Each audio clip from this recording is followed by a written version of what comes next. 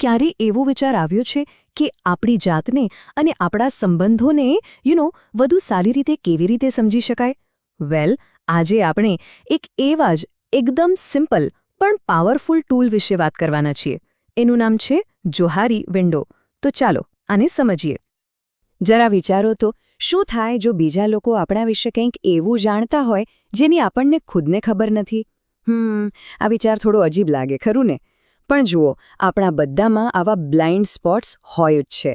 સાચી self awareness કેળવવી એ થોડું મુશ્કેલ તો છે, પણ આ જોહારી વિન્ડો છે ને, એ આ કામને એકદમ સરળ બનાવી દે છે. આમ જુઓ તો સેલ્ફ અવેરનેસ એટલે કે સ્વજાગૃતિ એક પઝલ જેવી છે, એક કોયડા જેવી, જેને આપણે બધા ઉકેલવાની કોશિશ કરીએ છીએ.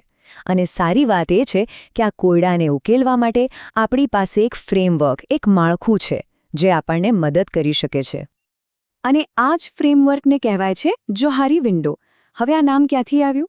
તો એના જે બે શોધકો હતા, સાયકોલોજિસ્ટ જોઝેફ લુફ્ટ અને હેરી ઇનઘામ, એમના નામો પરથી જ આ બન્યું છે. આમ તો આ મોડેલ એક અરીસા જેવું કામ કરે છે, જે આપણને બતાવે છે કે આપણે પોતાની જાતને કેવી રીતે જોઈએ છે અને બીજા આપણને કેવી રીતે જુએ છે. તો સવાલ એ છે કે આ વિન્ડો કામ કઈ રીતે કરે છે? વેલ, એનો કોન્સેપ્ટ બહુ જ સિમ્પલ છે. એમાં બે મુખ્ય બાબતો છે. એક, એ માહિતી જે આપણે આપણી જાત વિશે જાણીએ છીએ, અને બીજી, એ માહિતી જે બીજા લોકો આપણા વિશે જાણે છે. હવે આ બે બાબતો જ્યારે ભેગી થાય ત્યારે 4 અલગ-અલગ ક્વોડ્રન્ટ્સ એટલે કે 4 ખાના બને છે. અને આ દરેક ખાનું આપણા વ્યક્તિત્વના એક અલગ પાસાને દર્શાવે છે. તો ચાલો હવે આપણે આ વિન્ડોના ચારેય ખાનામાં ડોકિયો કરીએ અને સમજીએ કે ખરેખર શું છે અને આ આપણા વિશે શું કહે છે. સૌથી પહેલું ખાનું છે ક્વોડ્રન્ટ 1, ધી ઓપન સેલ્ફ, અને એરિના પણ કહેવાય છે. આ છે ને આપણા વ્યક્તિત્વનો એ ભાગ છે જે એકદમ ખુલ્લી કિતાબ જેવું છે. અહીં કશું જ છુપાયેલું નથી, બધું જ ટ્રાન્સપેરન્ટ.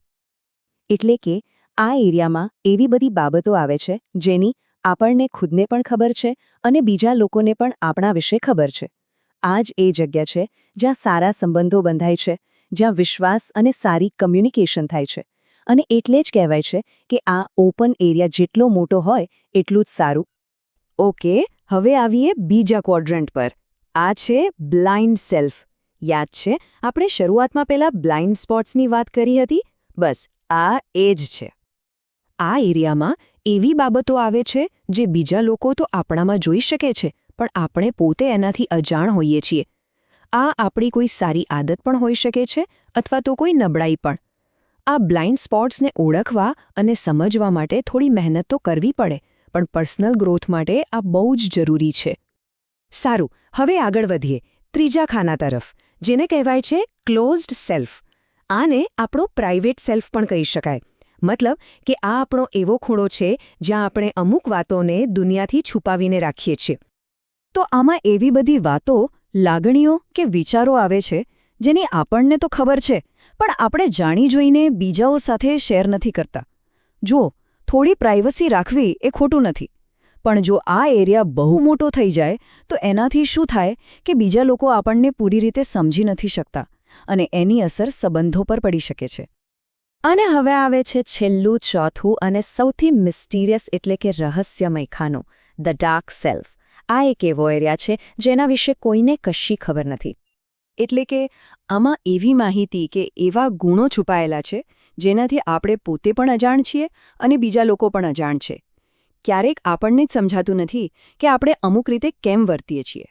આનાથી કોન્ફિડન્સ પણ ઘટી શકે છે. પણ આને કોઈ નેગેટિવ રીતે જોવાની જરૂર નથી. આ તો એક એવી જગ્યા છે જ્યાં આપણી છુપાયેલી ટેલેન્ટ, આપણી પોટેન્શિયલ રહેલી છે. કોને ખબર, કદાચ આપણો કોઈ સુપરપાવર અહીં જ છુપાયેલો હોય?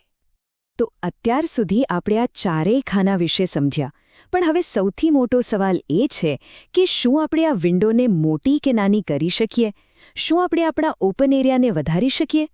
તો જવાબ છે હા, બિલકુલ કરી શકીએ. જુઓ, આપણો મુખ્ય ગોલ શું છે? આપણો ગોલ છે ઓપન એરિયાની જેમ બને એમ મોટો કરવાનો. હવે એ કેવી રીતે થાય? બહુ સિમ્પલ છે. જ્યારે આપણે બીજાઓ પાસેથી ફીડબેક માંગીએ છીએ, મતલબ કે આપણે જાણવાની કોશિશ કરીએ છીએ કે લોકો આપણા વિશે શું વિચારે છે, ત્યારે આપણો જે બ્લાઇન્ડેડ એરિયા છે એ નાનો થવા લાગે છે. અને એ જ રીતે જ્યારે આપણે આપણી વાતો અને લાગણીઓ બીજા સાથે શેર કરીએ છીએ ત્યારે આપણો ક્લોઝડ એરિયા નાનો થાય છે અને આ બંને વસ્તુઓ આપણા ઓપન એરિયાને મોટો બનાવે છે. તો આને ગ્રો કરવા માટે મુખ્યત્વે 3 એક્શન્સ છે. પહેલું, ફીડબેક શોધો, બીજાઓને પૂછો. બીજું, વિચારપૂર્વક શેર કરો, પોતાની વાતો અને લાગણીઓ યોગ્ય રીતે વ્યક્ત કરો. અને ત્રીજું, નવા પડકારો લો, કંઈક નવું ટ્રાય કરો.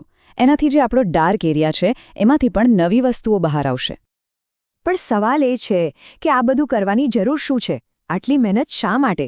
આ બારીને મોટી કરવાથી ફાયદો શું થશે? ચાલો હવે એના પર વાત કરીએ. આખી જોહારી વિન્ડોની ફિલોસોફીનું જે મુખ્ય ધ્યેય છે એ એક જ છે. બાકીના 3 એરિયામાંથી જેમ બને એમ ઓપન એરિયા તરફ શિફ્ટ થવાનું. કારણ કે સાચો ગ્રોથ, મજબૂત સંબંધો અને ખુશી આ બધું જ આ ખુલ્લાપણામાં રહેલું છે. અને જ્યારે આપણો ઓપન સેલ્ફ મોટો થાય છે ત્યારે એના ફાયદા પણ ઘણા છે. સૌથી પહેલાં તો આપણી પોતાની સમજ એટલે કે સેલ્ફ અવેરનેસ વધે છે. આપણા સંબંધો વધુ મજબૂત અને સાચા બને છે. આપણો આત્મવિશ્વાસ વધે છે. અને આ બધાની સીધી અસર આપણા કામ અને પરફોર્મન્સ પર પણ જોવા મળે છે. તો હવે આ બધું જાણ્યા પછી એક સવાલ આપણી જાતને પૂછવાનો છે. આપણી આ જોહારી વિન્ડોનો કયો ભાગ આપણે સૌથી પહેલાં ખોલવા માંગીશું? ક્યાંથી શરૂઆત કરીશું? ફીડબેક લઈને કે પછી કંઈક શેર કરીને? આ સવાલનો જવાબ જ આપણી સેલ્ફ ગ્રોથની જર્નીની શરૂઆત છે.